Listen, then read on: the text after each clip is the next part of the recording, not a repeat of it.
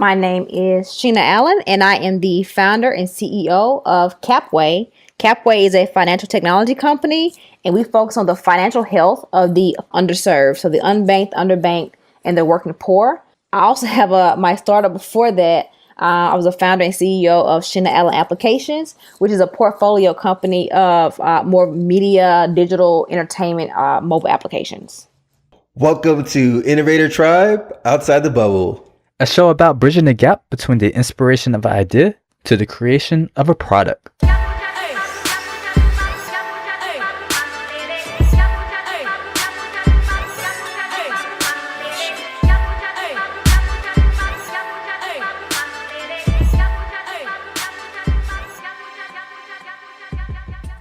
Ma, what's up, man? What's good, Toye? How's the life? Hey, life's good. Life's good, man. There's definitely a lot going on, as usual. But another day is another blessing, so I can't complain. Nice. Same here, man. I'm feeling like I'm getting back into my stride of productivity. I've been busy with so much other stuff that I kind of lost focus. But I'm regrouped now. I'm ready to rock and roll. That's what's up, man. I definitely feel the same way, and I think this particular episode is an example of somebody rocking and rolling out the gate. Sheena Allen of Sheena Allen Apps, Capway. This woman has just as an entrepreneur through and through, and I'm just excited to have her on the show for her to share her experiences with our audience. Sheena, she keeps it real and 100, and I appreciate that because her journey starts from a leap of faith that she made after visiting a Walmart and realizing that she didn't like the way the receipts were. And so she just, took action and started building technology from there. Yeah, I definitely appreciate, she definitely is an example of somebody, leveraging technology to solve a problem that was directly affecting her from, her first initial foray into technology, building an app based around just organizing her own finances. And, that experience led her to creating a variety of different apps, Sheena Allen apps, where, literally had millions of downloads through different app stores. I mean, that's so rare. And the fact that she was able to do that with such little experience and just, really trying, right? And I think that was one of the most important takeaways is the importance of just trying and, letting each step lead you to greatness. Because what she's working on now is a very, very huge problem affecting a lot of Americans. Capway is focused on essentially providing technology that serves the underbanked. Right. And I was happy to explore that journey during this interview about her company because she really...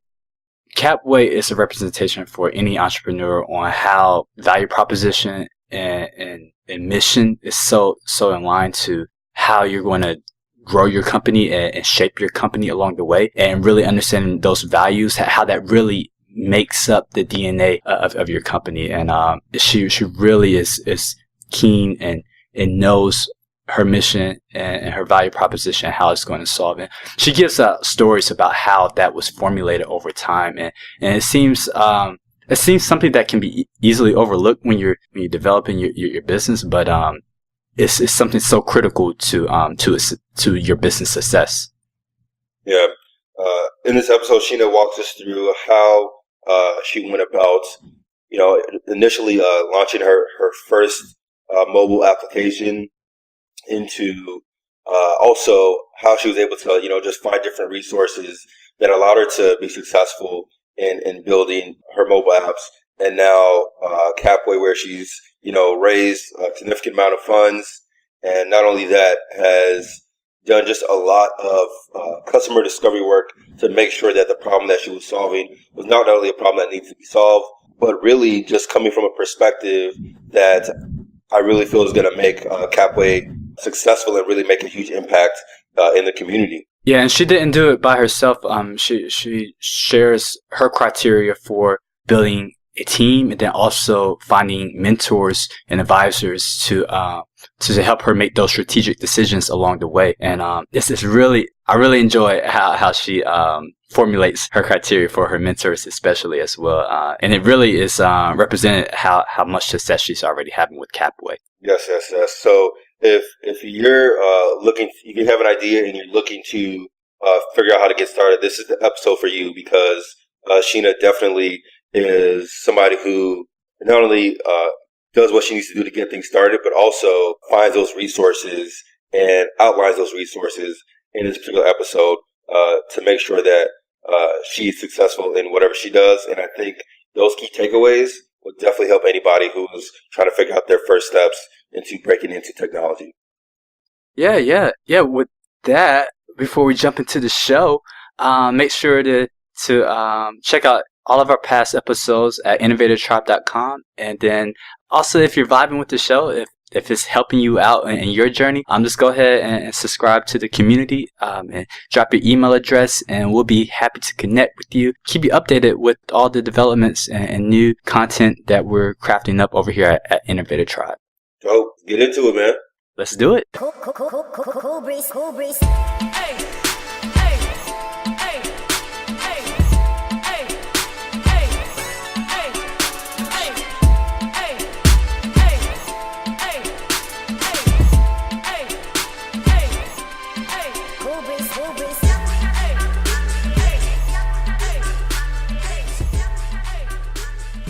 I'm really excited for today's episode. I'm here with Sheena Allen, who's the founder and CEO of Capway, and also just if you Google her name, you can just see her in a whole bunch of publications from Essence, from Rolling Out Magazine, from Ebony Magazine. She's made a lot of headways with her previous startup as well, called Sheena Allen Apps, which has millions of downloads from the applications that she developed out of that company. And then also, like Sheena, you're from Mississippi. You know, went graduated from University of Southern Mississippi, and then you're like a true like non-technical founder, which is like really core to a lot of our listeners as well too, and making, as you already know, made a lot of splash within the technology scene already. But before we jump into the show or get deeper into the show, we always like to ask all our guests one particular question, and I'm gonna let Toye tee that question up for you. Sheena, so the first question that we like to ask all our guests, and you can answer it any way you see fit. And we typically go with the hip hop, but when you're getting ready for that pitch or you're getting ready for that big presentation, what's that hip hop song? What's that song that you listen to help you get in the zone and get ready to go in there and kill it? It depends on the day. I'm a huge music fan. I mean, I can do without TV. Like, just give me music and I'm good. So it depends on the day. It depends on the mood. It might be anything from like Rise Up. So it might be like more of like some soulful type music, or like I might want to go in to some J. Cole, some Kendrick Lamar. Like it really depends on the day. I'm indifferent when it comes to that. My playlist is kind of wild. I go from like Marvin Sapp Testimony, so I'm just like gospel 1 minute. And I'm jumping over to like, I don't know, some country music by like Blake Shelton. Like it's random. Okay, so it just depends. Nice eclectic taste of music. I like that. Cool. Well, I mean, Toy and I, like we love music as well too, and like we always find that curious, because I know when we're stepping into those meetings, so you have to get into that zone. It's just so critical when we're ideating and thinking about the solutions we're trying to make some headway on. But we're here today to really unpack your story as it relates to Capway. One, I'm just really excited to have this conversation with you, just because I mean, before this interview, I kind of knew a little bit indirectly about the underbanked community, but just when I learned about the numbers, just for our listeners as well too, just realized the magnitude of like the problem that's your technology is looking to solve. Like basically like 24.5 million households are classified as underbanked. Thinking about like a solution for that community is huge. We're gonna go way back before we start talking about Cowboy, but could you like just share like how you started learning about how to use technology as a solution to problems? I was in college when I did the Sheena Allen apps. It was my senior year. Well, it was actually going into my senior year of college. It was because I actually had a problem. I went to Walmart. I actually rented out my apartment that summer. I subleased my apartment for the summer. And I got ready to come back. Me and my roommate ended up going to Walmart, and we, got things for the household. And I had a long receipt. And I just remember telling my roommate, I was like, I wish there was an app that I can keep up with my money and my receipts. And this was 2011. So the App Store was not as mature as it is now. I mean, there's over 1 million apps in the App Store now. It was nothing like that in 2011. So, of course, I searched for an app, like a finance app, and I just really couldn't find what I was looking for. And I just made up my mind that I was going to create it. My roommate thought I was completely crazy. But I had no technical background. I was in school double majoring in psychology and film. But I went back to our apartment. I opened up my computer and I designed my vision out for that app using Microsoft Word. I got a loan from my dad for $3,500. And that was the beginning of Sheena Allen Apps. That is how I started my very first app for the Sheena Allen Apps brand. And what happened with that company was, because you could take a photo, which is like your receipts or a product that you purchased, you could actually connect that to a transaction.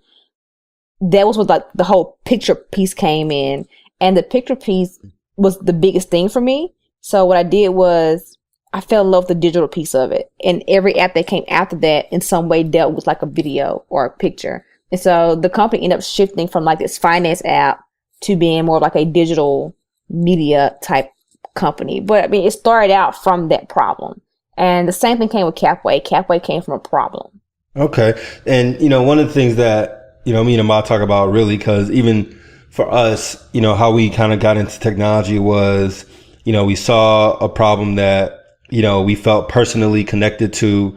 And, we decided why not try to see if I can create a solution, a technology solution around this particular problem. Obviously, from your background, you've been on the entrepreneurial tech startup since then, right? And that's awesome, especially considering so much success that you have had with Sheena Allen Apps, because obviously, like you said, you were working on creating an app that was around finances, and then from there, there's a certain piece of that technology that led to you creating other apps within the photography / picture space, right?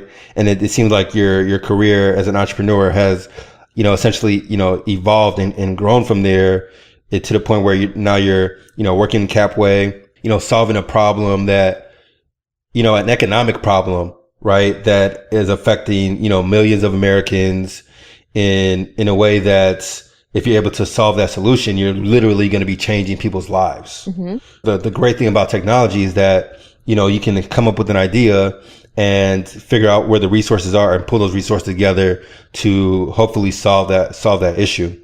When you're building Sheena Allen Apps, at what point did you decide to pivot and go into Capway? Capway came about, so with my first startup, when it really took off, I was still in college, and I made the decision after college to get my master's degree. My original plan was actually to get my master's degree. I wanted to do IO psychology, or I wanted to go to Hollywood and really get deep into media. One of my majors was film, and I always wanted to write and direct movies. So it's going to be one or the other. But, tech fell into my lap, as I like to say. I found tech. We found each other. You find your true love somewhere down the line. And I gave myself a year. And I said, if I don't see success with tech in a year, I'm going to go to grad school. I mean, I wasn't a fan of school in general, to be quite honest. But I was like, I'm just going to go to school. I got to that point once I got out of high school that I was like, mind you, I graduated like a 4.1 GPA, but I still was like, I don't think school's for me. And it sounds crazy when you graduate a 4.1, but still, I'm like, I don't think school's for me. You knew something was greater. Well, it's kind of like that person who's really great, but they work in like the cubbyhole type job. Like I can't do that. My mind expands way beyond sitting inside of a cubby and type on the computer all day. Like I want to throw some paint up against the wall and play ping pong, and like my mind, I just can't do it. So I moved to Silicon Valley. Well, more specifically, I moved to San Jose, and I would tell you the jump from Mississippi to San Jose was a big one. More so, the biggest thing was very expensive. Mississippi is quite cheap for the most part. You can get a 2-bedroom apartment here in a decent area and only pay $900. You can't get a 1-bedroom in a not so good area for $900 in San Jose.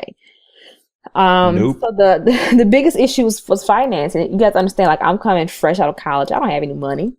So I stayed there a few months and I ultimately landed in Austin. So I stayed in Austin, Texas for actually a year. One of the best places I've ever stayed. And trust me, I've stayed a lot of places over these last 5 years.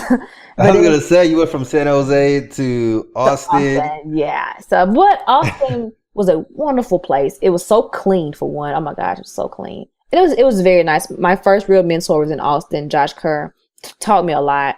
So Austin was great, but I was still having trouble raising money. And I was really getting pissed off, to be quite honest, because I would see people who would be like pre-product, or they would have like 14,000 downloads, and then you're reading about how they got funded for like $500,000. I'm What like, year was this? This was 2013. Man, that stuff's still happening. It's still happening. So I'm thinking like, and at the time, I think I maybe had like right 1 million downloads. So I'm thinking like, well, how did I get like 800,000 downloads by myself, bootstrapped it, and I can't get anybody to give me $10? But you look at somebody else and they got like 20,000 downloads and like they just raised seed or, something for like $500 million or like $500,000. I'm just like, dude, like what am I doing wrong? And so and every time I would go to try to raise money, I was being told, you need better metrics or you need this. And I just got this point, like, this is like BS. And so, I continue to bootstrap the company. Now the company still does really great, to be quite honest. It still has traction. I won't say it's doing great. It can do much better. But it still does very decent traction for the fact that it's bootstrap and I own 100% of it and it still makes money. But I ended up deciding to come back home to Mississippi. And it was more so like to clear my head. While Mississippi is very slow and it definitely has its bad parts, I wish they would take that flag down. We definitely still have racist issues here. It's just not still in the news. It's true. We have some issues here. We're that one state that when everybody in the country was going crazy about what was happening with Donald Trump, all the black people in Mississippi was like, yeah, we deal with this all the time. Like, what are y'all complaining about? That you should complain. But to us, it was like, we see this all the time. Not that it makes it okay. We still have our issues here. But I went back. It was really to clear my head. Like, I'm from the country. So it was that place where, like, you could really clear your head. I wanted to do that because I was getting so frustrated. I couldn't raise money. I just feel it gets to that point where you kind of feel like the world is against you. Like, what more do I have to do to prove myself? Coming back here, it's the same thing that I left. And that was people still cashing their checks at grocery stores and convenience stores and check cashing places on every corner and only community banks and credit unions. There's no major bank or only like regional banks. You're not going to just up and go see a Bank of America or a Chase. As a matter of fact, that don't even exist in Mississippi. There never was Fargo in Mississippi, but you're not going to find like a Chase or a Bank of America. It was to the point where I was like, at this point, my mind was different. So I'm thinking more of an entrepreneur now versus being like, this is what I'm used to. Because before I left, that is what I was used to. I didn't think outside of that because that's all I knew. But now that I got to see the world of Silicon Valley, and I got to see the world of Austin and New York, my mind was different. So now I was like, well, what can I do to solve this? Like, what can I do that's different? It was at that point that I decided I was going to research it. I was going to find out, like, is this a Mississippi issue or like how big is this issue? And that was what I did. I started researching it. And I found out that it wasn't a Mississippi issue. There's actually 70 million people who are considered unbanked and underbanked. And there's 76% of Americans who are considered working poor, meaning they live paycheck to paycheck. So no, it wasn't a Mississippi problem. In fact, it wasn't an American problem. It was a global problem. And that was the beginning of Capway.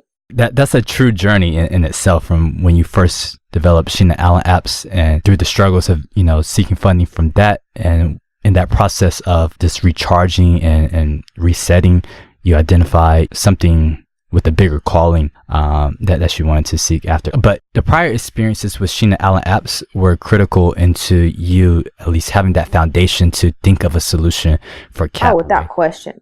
Without question. And so, like, I'm curious because, like, I'm sure when I'm curious about the parallels of that first when you're at that beginning of the journey, the parallels from when you started Sheena Allen apps, that the first time you were thinking, I'm going to do this with Sheena Allen apps. How did that parallel to when you made that first step of saying, you know what, I'm going to pivot and shift and start, I'm going to start with Capway? Or were there differences in those two experiences, or did you find similarities in those? It was both. So the things that was similar was I was going to do it regardless if somebody wrote me a check or not. That was probably the thing that was for both of them. I mean, I can't sit around and wait for somebody to write me a check. You're never going to get a check that way anyway. You got to go out there and prove that you actually can do the work. The things that were different was even the mission of it. Capway is more of a social impact company. Well, it's not. It is a social impact company. It's for profit, but it's a social impact company. Where Sheena Allen Apps was more of a fun company. Like, that's the company that we're going to take pictures. We're going to do some editing. We'll do some fun type videos. Like, we're going to have fun with Sheena Allen Apps. Like, we're going to be in there joking and, doing some crazy stuff, like doing sticky notes on some random stuff. It was fun, and it still is fun.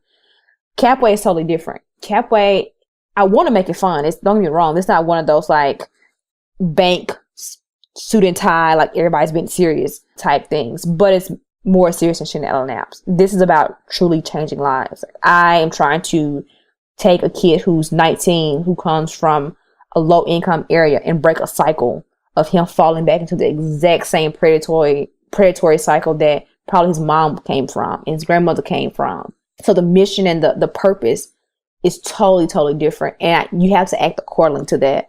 Let me say that even with Sheena Allen Apps, the company's still there. A lot of times I don't mention it because, when it comes to minority founders, I feel like anything that we do that seems that we're not focused is held against us. Now, Elon can be like, I'm going to start 10 companies. And everybody's like, oh my gosh, great. That one is just as great as the next one. Nobody ever says, like, you should only do Tesla. You should only focus on SpaceX. You should only focus on the Boring Company. Like, when he came out, it's like, I'm doing the Boring Company. Nobody was like, oh, he's doing too much. He shouldn't do that. It was like, oh my gosh, another great idea by Elon. Mm-hmm. But if you take a minority founder and they're doing more than one thing, the first thing they say is like, that's the problem. You don't concentrate. You're not focused enough.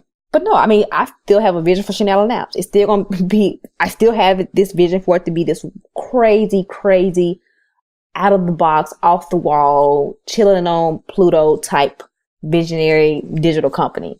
But it's still a fun company. Capway is totally different. Like, I am here to change lives with Capway from perspective and through technology in a way that no one's ever done it. One of the great things that gets me excited about people from, those that don't really fit that, Silicon Valley entrepreneur mold is that, we have a completely different perspective. Mm-hmm. And the problems that we're trying to solve and the solution that we're coming up with that can only come from a certain perspective.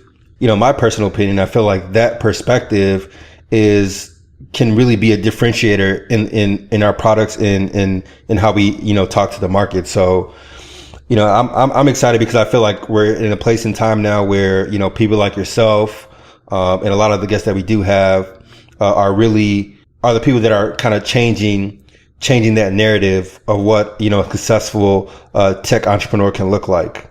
Oh, 100%. The thing that I say all the time, and especially when I'm speaking to students, especially in like low income areas or places outside of Silicon Valley, I tell them all the time, and it stands true for myself. So when I'm saying it, I'm not just trying to make it sound good and oh my gosh, like this, it stands true for me. Everything that you feel is your curse can actually be your gift. Mm. So, me coming from Mississippi would seem like a curse. Like, you're from Mississippi, which we're first in everything bad. We're last in everything great. I Oh can say man, that because I'm from offensive? Mississippi, Yeah, but it's true. I'm not going down that Um, rabbit hole. so I'm from there. Only You know, people from here can leave talk that one about it alone. though. You know, it's like you have like a brother and sister, like, but only you can talk about your little brother. It's somebody else saying things like you punch from their mouth. It's like one I of mean, those type of things. So like I'm from I can talk Chicago. about it. I'm from Chicago, so like I could talk about like the bad stuff. Exactly. So you can talk about Chicago. But Now, don't like go talking about my city if you're not from there. You know. exactly. No, Spike Lee came in and talked about Chicago. It was like, dog, like Hold on, Spike. hold up now, like you from New York. At least put Jennifer Hudson in the movie now. Exactly, like you from New York, like hold up. But see, if somebody from Chicago, you can talk about Chicago. So it's like that. So being from Mississippi, I can talk about it in a ways that you look at it like, oh my gosh, it's a curse. This is the brain drain state. This is not good. But it became my gift because Mississippi is number one for unbanked to underbanked. So my perspective, even growing up, which I didn't realize growing up, made me the person that I am to lead Capway. Yeah, I heard this this crazy story about how your grandma used to keep some money somewhere and And I never thought twice about that growing up. The only thing I knew was like, you don't touch that sock because her money's in that Can you sock. share the story with our audience though? Because I thought that was a pretty funny story. So being in the South, deep South, it's actually quite normal that older people, so our grandmothers, our great grandmothers, they did not believe in bank accounts. And this was reasons due to slavery, due to trust issues, so many different reasons. But they kept money in their socks. They kept money in mattresses. They kept money. They would dig up places in their backyard. They would keep money in, boxes, and they would put. People watch Color Purple, where he would have the money in the shoebox out in the coop with the chickens, and that's just not on the movie. That is truly how people did it in the South. I mean, not just the South, but I'm for sure that's what they did in the South of Mississippi. And so for my grandmother, her method of keeping her money was in a sock. And we knew growing up, she kept her money in a sock, and then the sock would be down in her recliner. And you knew growing up, like, you don't touch that recliner. Like, you just knew it. Like, it wasn't even like a guess. It was like growing up, you don't touch it because that was like the easiest and quickest way to get a whooping. But I mean, we see it on movies. The Color Purple has an example of it. The movie Soul Food, the money was in the back of the TV. Do you guys remember that part of the movie where like the uncle had the money? He dropped the TV, right? Dropped the TV and the money came. Yeah. And once again, the movie was about soul food, being from the South, and that's true. The mother, the brother, which was their uncle who had the money in the TV. That is actually how it is, and for some people, that's how it is. Not how it was. That's how it is. People still keep money behind pictures, in mattresses, in TVs. And the biggest thing is me telling that story. It's really hard telling that story to a VC who comes from generational wealth. Because I'm trying to explain to him why this 7-year-old man keeps money in his TV. And in his mind, that only happens in the movie. But my reality of it and the world reality of it is, no, this actually still happens in 2017. Yeah. Man, that's actually a perfect segue into like my next question, because like you're from Mississippi, you're well tuned to the problem that's at hand that you're trying to solve. So I'm curious of what was your initial hypothesis when you were thinking about building that solution, like what that solution will look like, and how do you went about building that first version of it? The first thing was to educate them, and that hasn't changed. I know one thing that the saying that we always heard growing up was, you can't blame somebody for something that they don't know. And that came to mind by this company. Like, we get onto people from rural areas or low income areas, and we're like, oh, well, they don't understand. They don't save money, and they do this wrong, and they do that wrong. They were never taught to do it the right way. The way they're doing it is what they know. So you're blaming somebody for doing what they know. If your whole life, the only thing you've ever done was go to, the convenience store with your mom and cash her check, if you've never gotten out of that environment, you've never learned from anyone else, You've only stayed in that same neighborhood your entire life, which you'll be amazed at how many people have never ventured at least 30 miles outside of where they've been born or live. What else do you know? You don't know anything else. It's not like Wells Fargo's up the street because it's not. It's not like financial literacy is required in high schools. It's not. It used to be. I mean, I can tell you what pi is when I leave high school, but I can't tell you what a 401k is. So That's real. So I mean, like, I'm going to fall once again back into the same cycle. I'm doing what I know. And so the underlying piece of was educating them. The other piece of it was, and one thing that we actually had to, not really convince our investors of, but really explain to our investors, was with our company, even now, we don't do one thing. And, you know, I'm sure as you gentlemen know from, you know, pitching and having a company, investors want a company is supposed to do one thing great. And I actually agree to that to a certain extent. No, a company is supposed to do one thing great. And when we came out and we talked about how we're going to start with financial literacy, but eventually we're going to get into debit cards and prepaid cards and so on and so forth. And they would say, well, no, you know, you should stick to one thing. A company that does great does one thing great. I said, well, have you ever actually sat down and spoke with someone from this community? I can't give them one thing because if I educate them, but now what? They still don't have a bank to go to. I got to give them somewhere to go and open up a bank account. If I'm going to educate them about a bank account, I got to give them somewhere to go to open up a bank account. If they can't open up a bank account, I can't turn them away because I'm just like everybody else now. I got to give them an opportunity to prepaid debit card and maybe work their way up to a bank account. I can't, anything that's been shut any door's been shut in their face due to not having credit, due to not understanding money. Purpose of this company was to stop that.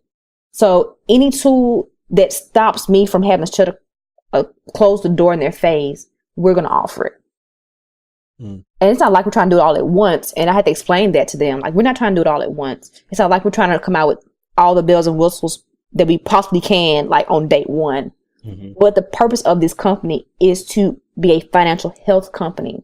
And to do that, we have to offer more than one tool. And so the vision for this was to create a financial health company. And that is still the vision of it. And that's still the route they were going. Yeah, it sounds like, I mean, you know, you have your product roadmap, you know, laid out. And, you know, I definitely understand the importance of being able to capture the audience and then essentially converting them, you know, to these, you know, various product lines and verticals.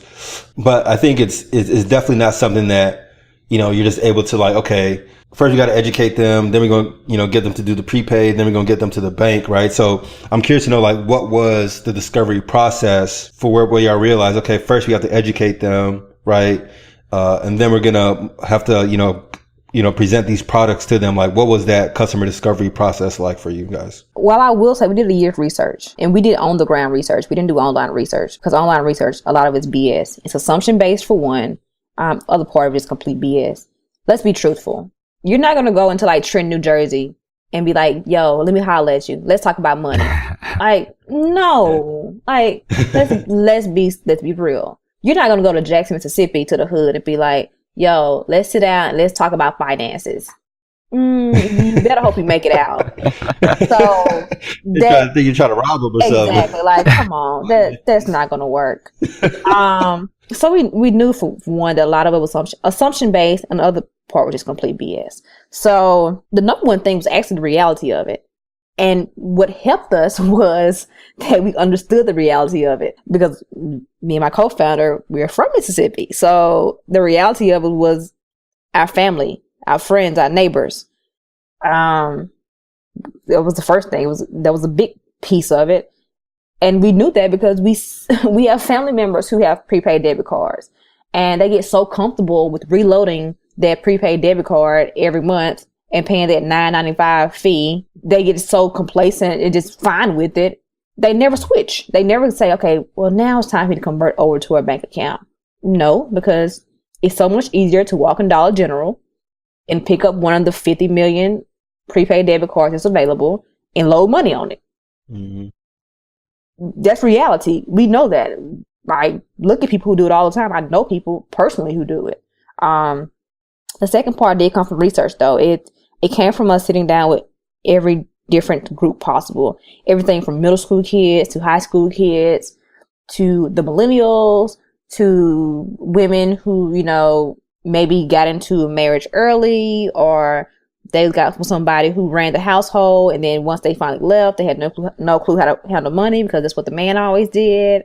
To new mothers, new head of household, the 70-year-old lady who was on Social Security who had to get her neighbor to take her to the check cashing place every month to cash her check. I mean, we got a chance to sit down with every possible group when it comes to the underserved. And we asked them, you know, very personal questions, and they told us. And even being from an area where, you know, I was surrounded by people like that, the research just opened my eyes even more. And some conversations that we laughed about, and some conversations would probably bring tears to your eyes, but it helped us. And it still goes back though to the reason we got the chance to build this company from a different perspective is because we also looked the part. We actually had an older lady that told us, she actually questioned us on if we actually own this company. Because I'm 28, but I've been told that I look 18.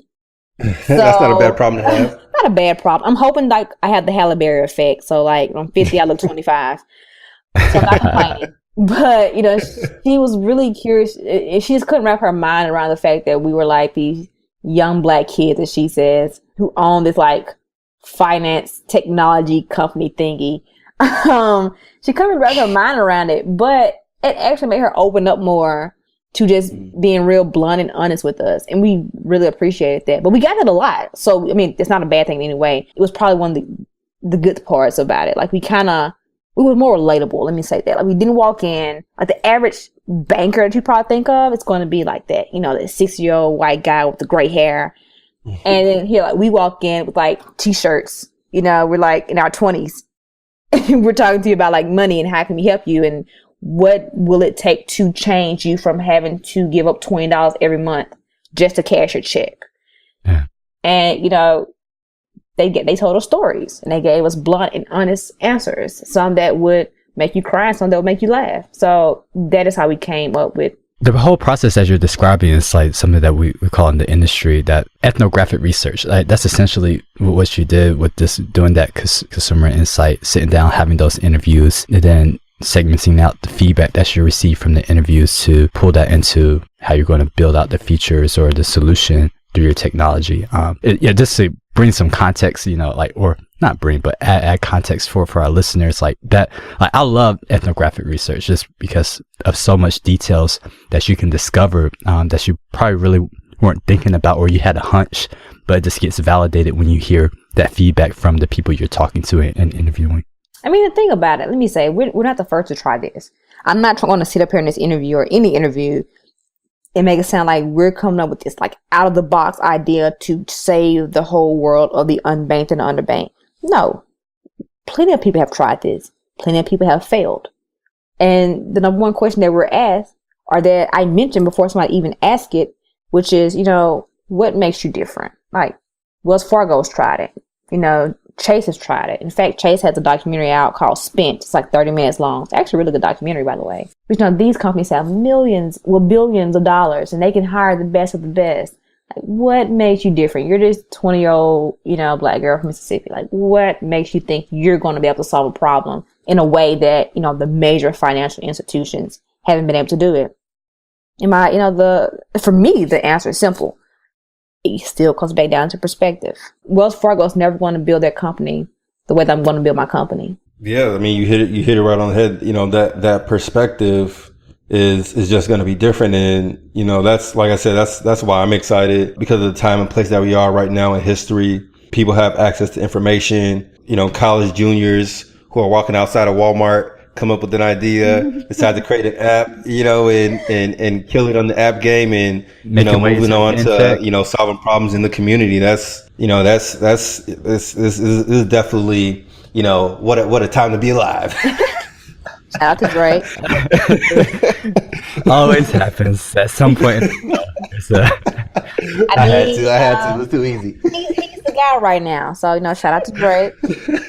I was a rapper in my past life, so I was always where's the looking for mixtape? like What's the mixtape? Oh, it was called Green Grass. That was my first mixtape. And You serious? Yeah. You messing with me right now. And it came because Juvenile for a long time. Juvenile could just like say some stuff, and then he could just like drop a line behind it. Like he had a song called "Ha." Y'all remember that song? Yeah. No matter what he said, he just like "Ha." Like it's like he just like named some random. And it was like "Ha." So I was like, you know what? I'm gonna figure out like how to do this with like green grass. So like I just came with like some random stuff, and at the end of every sentence, I was like green grass. And why was green grass? I have no clue. But it was random one day, and I was like, okay. And like all my friends, like the bad part of it is usually Mississippi, if you're gonna make it out of Mississippi, you're gonna have to do music or sports. That's the only thing that we know of, quote unquote, making it out. You're gonna make it in music. David Banner, even though they left when they were younger, but Brandy, Rick Ross is from Clarksdale. He claims Miami, which is fine, cool. You're from Clarksdale, so. I'm about to say, isn't Gucci from Mississippi? From Alabama. I think from Alabama. Soldier Boy spent a long time. No, you know what? I don't even want to do that. So next person. Snoop Dogg has family in Mississippi.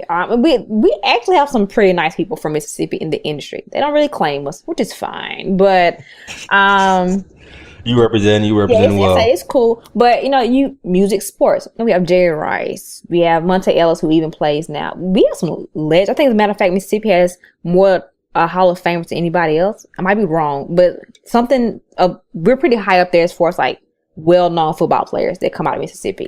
Deuce McAllister. So you're taught, or you see. Let me take that back. You believe what you see. Seeing is believing, right? I saw Deuce McAllister make it out, and he came back home in a Bentley. What did Deuce McAllister do? Play football. So what am I going to do to make it out of Mississippi and get my mom out of Mississippi? Got to play football. So, you play sports or you do music. So anyway, the long story of that, to make it short, was a lot of my friends did music. So I would like go in the studio with them sometimes. And I was like, you know what? Forget it. I'm going to do a mixtape. And that's how Green Grass came about. Before I jump into my next question, the funny thing is that we had Jeff Nelson on our episode earlier. We were talking about Blavity, but then also he randomly mentioned about how he had a mixtape that he started in high school too. So maybe there's something about you guys like really great founders, who do mixtapes in your prior life. Maybe there's a connection there. I don't know. I still feel like I'm telling you now, like I still have this whole like media type part of me that's going to get done. So I feel like I'm going to be like the female DJ Khaled. So I'm going to have like a whole album out, and I'm not really going to do anything. It'll be like, ha, or just like have something I'm going to do. We brought the exclusive first. Exactly. So when my album drops, they're going to know, like she said 3 years ago, she's going to be the female DJ Khaled. Outside the bubble. Exclusive. Oh man, you are hilarious. Getting back to Capway. Obviously this is something that is outside your own professional domain, and I think one of the biggest things, and you actually kind of touched on it already, of making sure that you're going in the right direction, whether you're just working on an app or working on a startup, is having the right people around you, right? So can you kind of talk about how you went about finding advisors as you were building Capway? Oh, for sure. So everybody that is either part of my team, an advisor, a mentor, when it comes to mentors, regardless if it's for Capway or if they came on as a mentor for me when I was doing Sheena Allen apps, I look for mentors who are very successful, but more importantly, I look for mentors who have failed. It's so important for me to have mentors that have failed, because they're going to teach me so much. They're going to teach me more than my mentors have been successful in certain areas. I have a mentor who raised money, and he raised a decent amount of money, but he kept raising money. And the more he raised, he was happy because he was raising his money, but he was also losing his company at the same time. And he's probably one of my favorite mentors. And I love that because he's going to be the first person to tell me, you don't need to raise that. Why are you raising that? Because the more you raise, what a lot of us don't realize, the more you raise, the less your company becomes your company. And the fact that he went through that and he was pretty much kicked out of his own company, he's one of my favorite mentors. Like, it doesn't get any better than the conversations I can have with him when it comes to fundraising. But on the flip side of that, I have mentors who've been VCs who are now more like mentors. And they tell me, set it up A, B, and C. I remember when we start first putting together our numbers and pretty much like our milestones to raise our seed round. And I was like, well, I think that we should take a salary of, X, Y, Z. And she's like, why? And I was like, well, she's like, that's the issue. Like, why would you underpay yourself? And, it was like, in my mind, it was like, I don't want to make it seem like I'm being greedy. And her thing was like, you got to pay yourself. Like, I don't want to invest in you if I got to worry about what you're eating. If you're eating ham sandwiches or you're stressing over money, you're doing me no good by me investing this much money into you. Like, I need to know that you're good. So mentors who are very successful, but also that are failed, but more than anything, brutally honest. I think there's, don't sugarcoat it for me. I think the one bad side, and I don't know if I'm going to say it's a bad thing, but we are definitely at a point where like financial inclusion and financial diversity is a really, really big subject. Thank God we need to be a big subject. We need to be on the forefront. People talk about it. People to acknowledge it.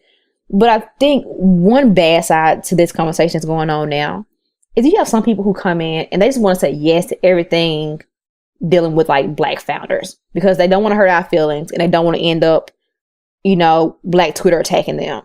Yeah. And I get that. But if I come to you and I have a BS pitch deck, I don't want you to be like, oh, well, it's okay. Let's figure out. No, tell me it's BS. Like, you're not helping me by sugarcoating it for me. Mm-hmm. Like, I need you to tell me this is BS. I don't care if it was black, white, or purple.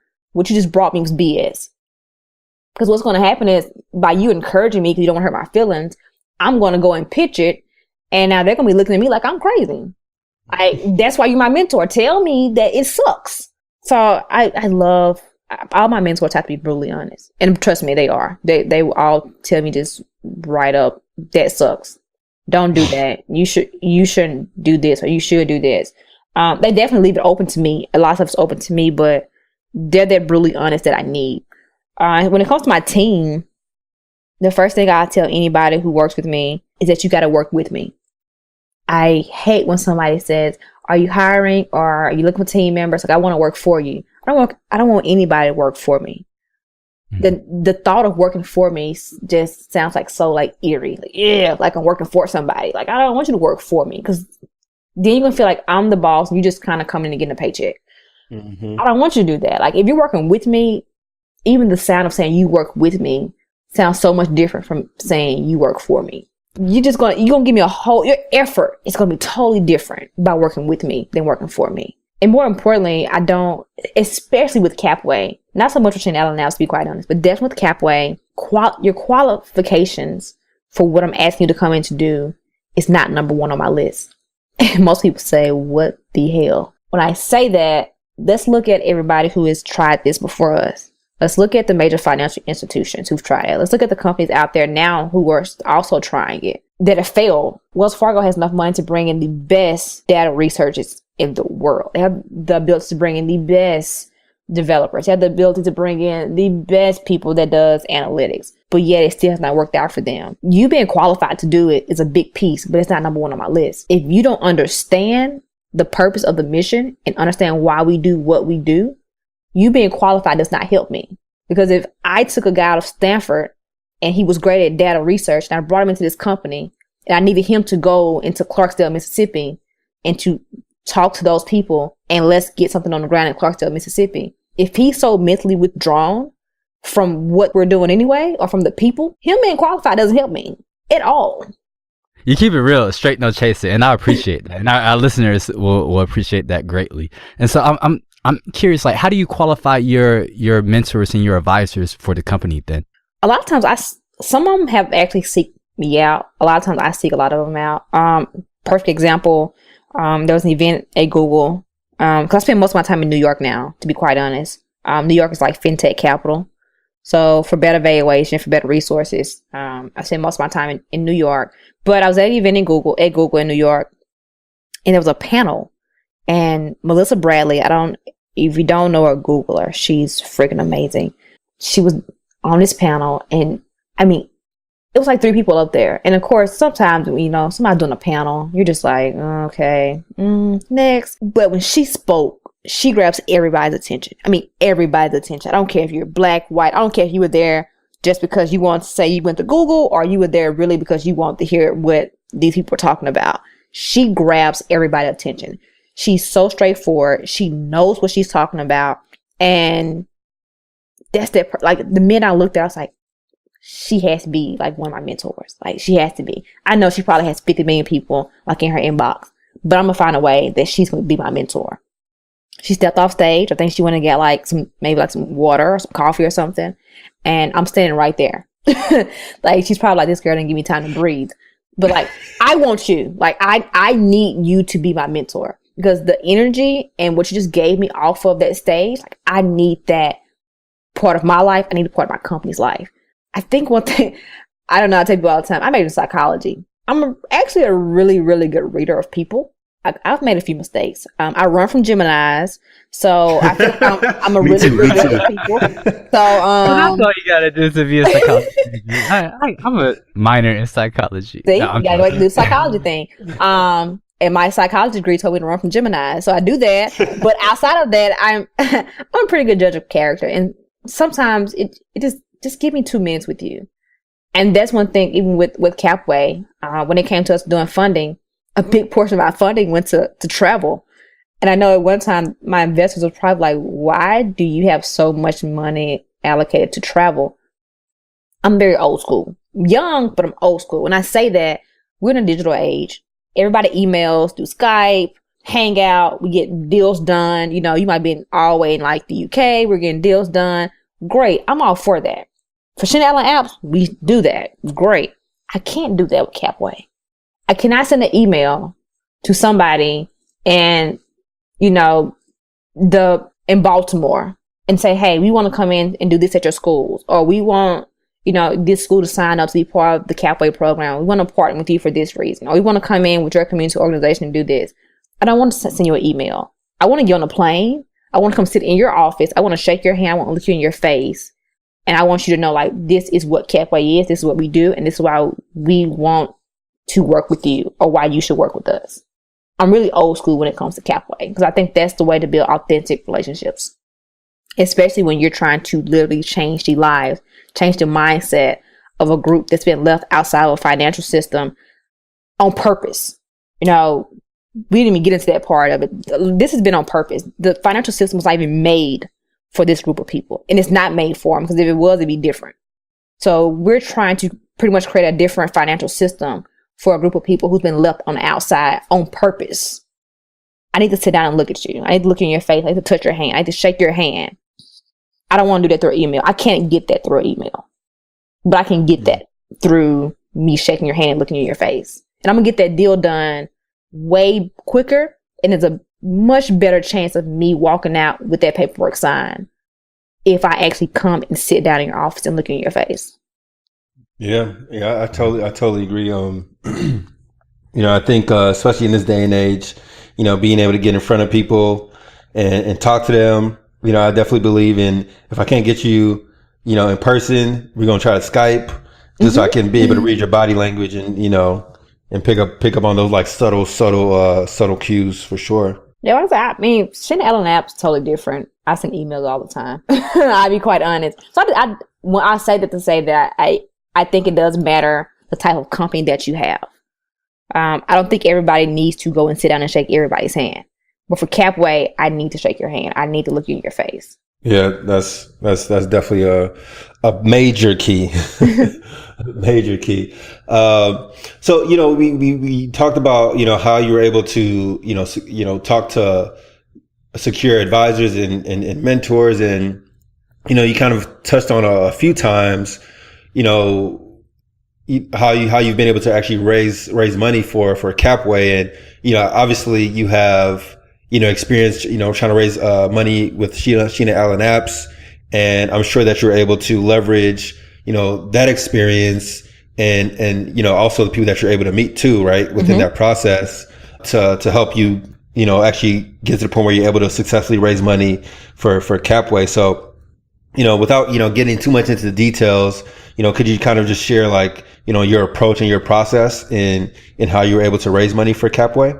Because we have not crossed that $1 million mark. At this point, it was about betting on the jockey, not the horse. Once you cross the $1 million mark, it's about betting on the horse, and the horse is the company.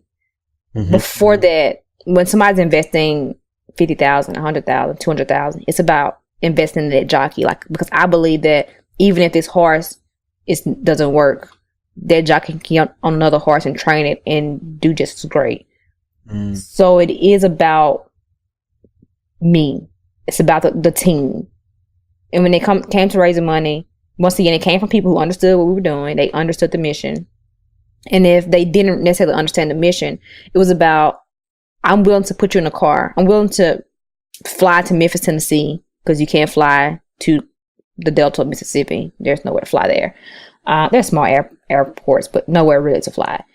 If I got to put you in a car, and if I got to drive you around for 30 minutes and show you that for 30 minutes, we have not passed the bank yet. 30 minutes, not one bank? No. Wow. There's a chase on every corner in Chicago. Exactly. Literally. So that's still part of the process, even when raising money now. People don't understand it.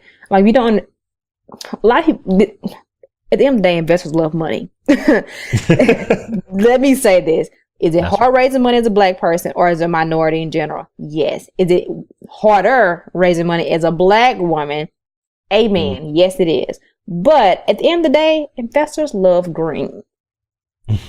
So if you can prove to them how you're going to get to the green, you might have to go 10 more steps to even get to the point that you can prove it. But once you can prove that this is about green, the market that we're in is a $340 billion market with a B. So they understand that there's money. What they want to know is, like, everybody's failed at it. Why can you do it? So for me, it was about getting people at the beginning. Whereas if plan A didn't necessarily work out, and we had to kind of pivot a little bit to plan B, which happens for one all the time in business anyway. Yeah. I needed people early on who understood that. So it wasn't like I invested, I knew it wasn't going to work. Like, I don't need that. I don't need investors who are going to call me or email me every day or every week. Oh, what's the update? What's your traction look like? That's why we send a monthly update out. I needed those types of investors. They understood the mission. They believed in me as a founder. Was number one, actually. They believed in me as a founder. Number two, they understood and they believed in the mission. They also understood it was smart money. I think one issue with, not an issue, it is an issue. Being a minority founder, sometimes we're so desperate for money. We take dumb money. Mm.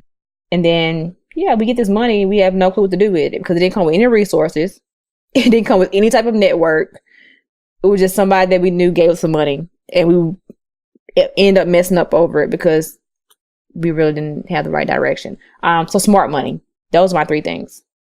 Through that process, like, I'm sure you encounter a lot of no's and just had to like learn some resources to just improve yourself and get better, improve along the way. And so that actually transitions well into what we call on the final section of our show, the gym round, which is like some questions that we ask all of our interview guests.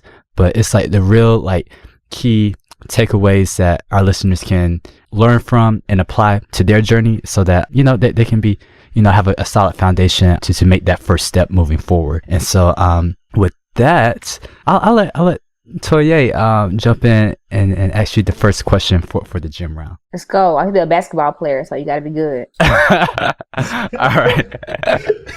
So, okay. No pressure. No pressure. No pressure.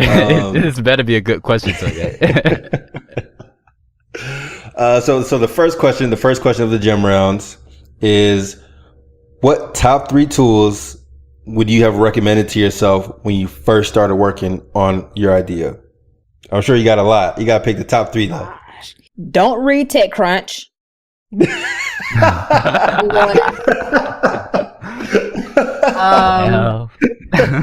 actually like TechCrunch, but the issue with like early founders is like we get so caught up in the headlines. We're like, oh my gosh, they did that overnight. I can definitely do, my idea is much better. BS. So don't read the headlines for one. Stay away from that. Second thing would be to focus on revenue. I think when I started in 2011, everything was about community growth, as in like, Instagram, for example, 60 million users, they sold for $1 billion. Only thing they cared about was the community. That still works for some companies, but I think we're kind of falling back now into like, you got to be able to prove that you can make some money. So having like a real business model. And the third one, ask for help. I didn't ask for help when I first started for a long time. I was going to figure it out myself. I was kind of stubborn. Opening my mouth will be my third one. All good ones. I, as a TechCrunch reader, I can definitely understand where you're coming from, because those headlines will have you thinking that, you come up with an idea, you put it out there, next thing you know, you get in, 6-7 figures to work on your idea. And it doesn't work like that for everybody. Some people, we kind of talked about those people earlier. That's why they but for the rest of us, TechCrunch, because it's not that many of them, and it's only a few, and we know those few. So don't get caught up in the headlines. Regardless if it's TechCrunch, Mashable, it doesn't matter. Don't get caught up in the headlines. I think every entrepreneur at that stage has to go through that process, though, because I know. Another it could be a completely different episode, so I'll stop it there. Next question though, for the gym round. And I know you're a LeBron fan, so like you can't flop like LeBron. Whoa. So we're gonna jump to the next question. Whoa. What do you do to keep yourself sane? After I made that comment. You got to get the LeBron thing, so you gotta switch. I'm gonna sing LeBron jerseys, by the way. To keep myself, for one, I come back to Mississippi sometimes to clear my head. I keep the same friends. All my friends have been my same friends since like middle school, because they don't switch up on me. I can become the biggest entrepreneur tomorrow. I can be like Mark Zuckerberg in the next 10 years, and they're still gonna treat me the same. I don't have to worry about it. I can fail and give up tomorrow and work a 9 to 5, and they're still going to treat me the same. And the last one's, I'm a Pisces. I love water. So I go find water, and I just enjoy large bodies of water. I just relax. Getting there by the beach. Yes, give me to a beach. Give me to Miami, and give me some time, and it'll keep me sane. Oh, and meditation and prayer. I don't want to leave those two out. So yeah. Yeah, I've been getting that one a lot. Like, I'm glad people are on this meditation kick, because it definitely works. Definitely works. Prayer too, of course. Got to keep the faith. Amen. Hallelujah. Preach. So the next question of the gym rounds, this one's pretty straightforward. What is your favorite business book? Mine, The Starting Guide. Everybody should check it out on Amazon. Definitely pick that up. Shameless plug. What's the title of it again? The name of the book is The Starting Guide, and you can find it on Amazon. Cool. We'll definitely have a link to that in the show notes as well. And by the way, this is called the gym round, as in like I'm dropping gems, but I equate that to a gym as in like basketball gym, because I'm like shooting out the park. So just in case people was wondering like she's dumb, like he said gym is in like dropping gems, I actually knew that. So just FYI, I'm not a blonde. I actually knew that. I equated it to a gym. I'm shooting out the park. Anyway, got you. Cool. Yeah. That's what I know somebody's gonna be like, she's having a Jessica Simpson moment over there. Nope, I'm not. I'm not having. Cleared it for the record. Well, you might have one with this next question. It's kind of a tricky one. So, but you're a LeBron fan, so you should do great. What is something that you do not want an app to replace? Love. Okay. That's the easy one. Yeah. I don't think it ever could. I think we have a problem with social media and the whole dopamine to the brain and us, being depressed, especially young kids. I think it is a big issue. I think it's a huge issue. But interaction and love, you can't get that. Like that's a let me touch you. That's a physical being. That's a hug. you're never gonna be able to get a hug from an app. I don't care what happens. Like, even if you build a robot from a hug from a robot will never give you the same comfort as a hug from your mom or your best friend or somebody who just says, like, just want to check on you. No app or nothing technology could ever possibly replace that. Yeah, that's very true. That's a good one. That's definitely a good one. So I mean that wraps up the gem round. Jim, you know, however you want to say it, she dropped some really great stuff there, and you know this whole episode was, you know, just some really great stuff. Thank you, Sheena, for joining us. And you can thank me by taking a picture in LeBron jersey and posting it, and in the caption it should say, "Shout out to the best to ever do it." Mine is Michael Jordan. Like, you can't take it from Mike, but best to ever do it. Exactly. And post it. Bulls represent Chi-Town in the building. That's the I'll best way to consider thank it. He said, "I'll consider it." I gotta lose the bet first for that to happen. Man, this is really a great episode.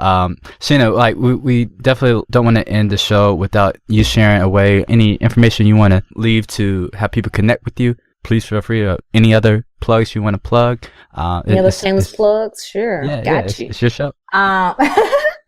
No, you can find me on social media, Twitter and Instagram. It's both at Who Is Sheena, SHEENA.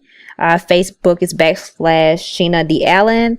LinkedIn, I think it's Sheena Allen. It might be Sheena D. Allen. I think it's Sheena Allen. I have my personal website is SheenaAllen.co, SheenaAllen.co. You want to find out more about Capway, it's capway.co, and then there's SheenaAllenApps.com. So those are all the ways you can check me out, get in touch with me, and all the rest. Awesome.